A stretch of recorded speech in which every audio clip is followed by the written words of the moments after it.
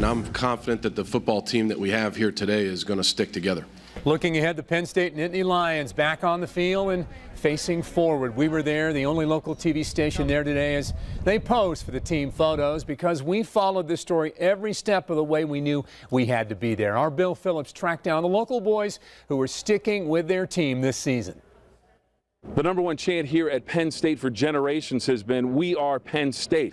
But after the NCAA handed down sanctions against the university following the Jerry Sandusky child abuse scandal, Sports Illustrated ran a cover story under the title, "We Were Penn State." The 2012 edition of Nittany Lions told me Sports Illustrated got it wrong.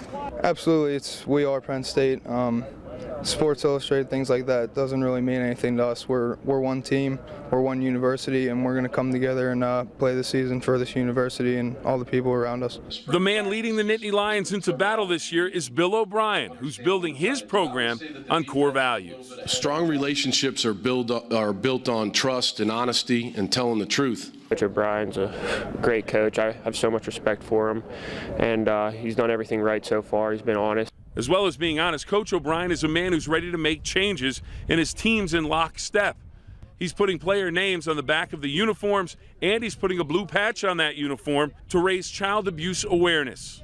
I think it's great. He wants the world to know, who the players are who stuck around and stood up for Penn State, so that's what the name's all about. And as far as the ribbon, I think that's a good thing to put on the jersey also.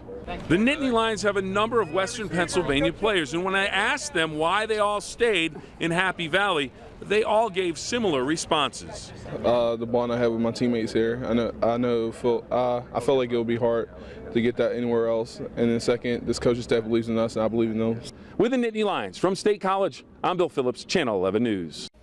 Thank you, Bill. More details now on the people and the scandal led to the football team's sanctions. As you know, Jerry Sandusky locked up after his conviction on 45 child sex abuse charges. Sandusky awaiting his formal sentencing now. Penn State Athletic Director Tim Curley and former Vice President Gary Schultz have a hearing next week. They're accused of lying about their knowledge of the sex abuse allegations against Sandusky. Curley remains on the Penn State payroll. Graham Spanier, who is the president of the university until November, also still on the school's payroll.